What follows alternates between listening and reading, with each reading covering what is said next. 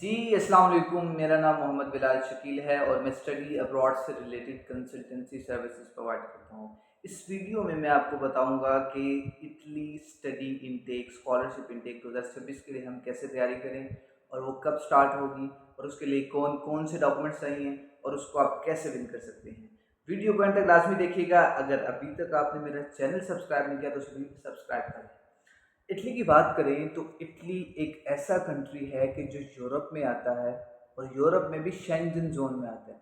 अगर आपको Shenzhen zone का नहीं पता तो मैं बता देता हूँ कि शेंजन जोन का मतलब ये है, शेंजन जोन में जो 27 से 28 कंट्रीज हैं उनमें आप वीज़ा फ्री ट्रैवल कर सकते हैं। लेट्स से एक कंट्री का आपको वीज़ा मिल गया, लेट्स से आपने फ्रांस का वीज़ा आपको मिल गया और आप इटली में जाना चाह रहे हैं, जर्मनी में जाना चाह रहे हैं, तो वीज़ा फ्री ट्रैवल कर सकते हैं। तो इटली एक तो यूरोप में है, दूसरा शेंजन जोन में है और तीसरा यूरोप की टॉप लीडिंग इकोनॉमीज में भी आता है। कल्चरली भी इटली बड़ा हिस्टोरिकल सिटी है, ये हिस्टोरिकल कंट्री है। अच्छा, बात करते हैं कि जैसे हम यूरोप की बात करते हैं कि यूरोप में कहीं भी हमने पढ़ने के लिए जाना है तो हमारे पास कम से कम 25-30 लाख रुपए होना चाहिए। ऐसा मामला बिल्कुल भी नहीं है इटली के लिए। इटली में अगर आपने पढ़ने जाना है तो उसके लिए आपको मैक्सिमम 1 मिलियन 10 लाख और मिनिमम 2 लाख रुपए चाहिए। मैं सारे बजट की ब्रेक डाउन करूंगा, आपको कौन कौन से डॉक्यूमेंट्स चाहिए और आप कैसे अपना एडमिशन सिक्योर कर सकते हैं। आगे चलते हैं। अच्छा, सबसे पहला काम आपने ये करना है कि आपने अपने डॉक्यूमेंट्स को तैयार करना है। इटली की 2026 की इनटेक स्टार्ट हो जाएगी सितंबर अक्टूबर में। डिफरेंट यूनिवर्सिटीज़ की डिफरेंट डेट होती है, लेकिन सितंबर अक्टूबर तक आपके तमाम डॉक्यूमेंट्स तैयार होने चाहिए। पहला डॉक्यूमेंट कौन सा हो आपके पास? आपकी डिग्रीज और ट्रांसक्रिप्ट होनी चाहिए।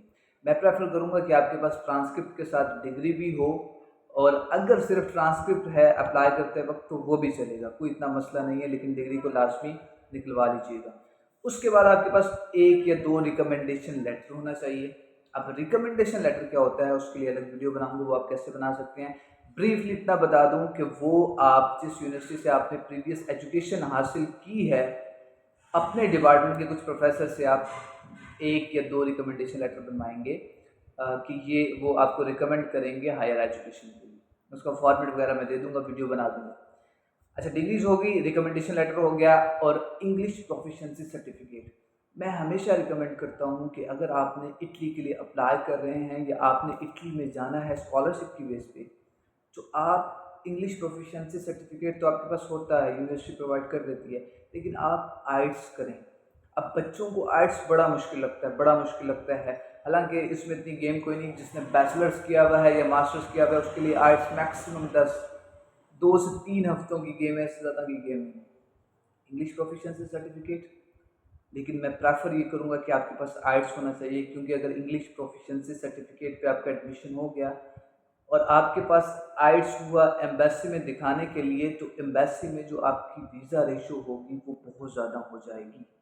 एक इंग्लिश स्पीकिंग कंट्री में अगर जा रहे हैं तो एटलीस्ट आपको वहाँ की लैंग्वेज तो बोलनी आनी चाहिए। तो मैं आपको रिकमेंड करूँगा आइट्स आपके पास लास्ट में होना चाहिए। Degrees, transcript, आइट्स। उसके बाद रिकमेंड करूँगा कि पासपोर्ट बनवा लें और आईडी कार्ड भी आपका स्मार्ट आईडी कार्ड होना चाहिए इंग्लिश में। अब ये 4-5 मेन डॉक्यूमेंट्स हैं जो आपने तैयार कर लिए। उसके बाद आती है आपकी सीवी। सीवी आपने कौन सी बनानी है? सीवी बनानी है भैया आपने यूरोपास। मैक्सिमम लोगों को पता होगा जो खुद से अपना प्रोसेस कर रहे हैं, जिनको नहीं पता उन्हें बता देता हूँ कि यूरोप में जाने के लिए सीवी का एक फॉर्मेट जो यूनिवर्सली यूरोप में एक्सेप्टेबल है वो फॉर्मेट है यूरोपास फॉर्मेट। ये एक वेबसाइट है, वहाँ पे आप अपनी डिटेल्स ऐड करते हैं और वहाँ से सीवी बनती है और वो सीवी एक्सेप्टेबल होती है इन इदारों में। सीवी बन गई आपकी। उसके बाद नेक्स्ट काम, अभी तकरीबन आपके डॉक्यूमेंट्स तमाम कंप्लीट हो चुके हैं। अभी ये सितंबर अक्टूबर में स्टार्ट होगा ना, अभी जुलाई चल रहा है, अगस्त सितंबर 2-3 महीनों में आपके ये डॉक्यूमेंट्स हो गए हैं कंप्लीट। आइट्स भी आपने दे दिया, डॉक्यूमेंट्स आपके तैयार हैं, स्कैन करके आपके पास पड़े हैं, सीवी आपने बना ली। अब सितंबर अक्टूबर में एडमिशन ओपन हो जाएंगे। आपने करना ये है कि आपने सबसे पहले एक कोर्स ढूंढना है। कोर्स ढूंढने के लिए बड़ा आसान सा तरीका है। डिफरेंट पोर्टल्स हैं, डिफरेंट, मेरे पास यूनिवर्सिटी की लिस्ट भी पड़ी है, तमाम यूनिवर्सिटीज़ की लिस्ट कि उसमें एडमिशन कब खुलेंगे, कब क्लोज होंगे, उसमें 4 इयर्स प्रोग्राम एक्सेप्टेबल है या 2+2 भी एक्सेप्टेबल है। अगर वो लिस्ट चाहिए तो कमेंट में लिख दें इटली यूनिवर्सिटीज लिस्ट, मैं आपको वो लिस्ट पूरी प्रोवाइड कर दूंगा आपकी ईमेल पे, अपनी ईमेल पे लिखिएगा। अब वो यूनिवर्सिटीज़ की लिस्ट आपने ढूंढ ली, उसमें एडमिशन ओपन है।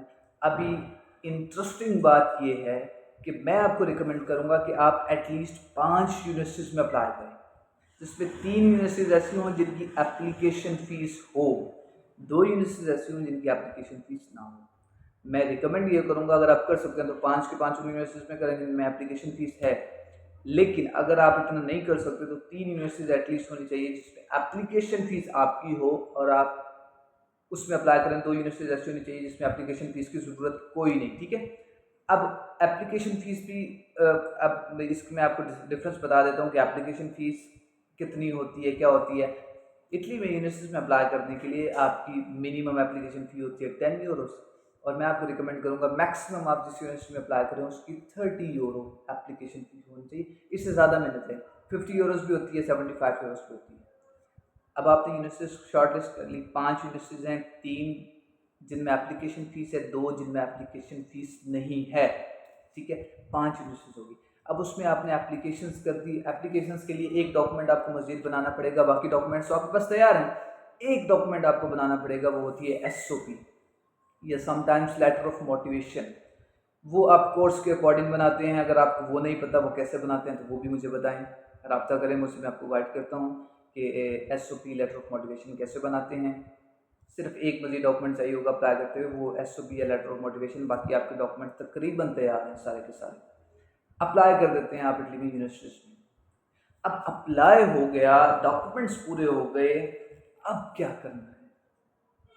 जब तक रिजल्ट का इंतज़ार करना है तब तक क्या करना है? क्या ऐसे ही बैठे रहना है या कोई काम करना है साथ साथ? ये बताऊंगा आपको पार्ट 2 में।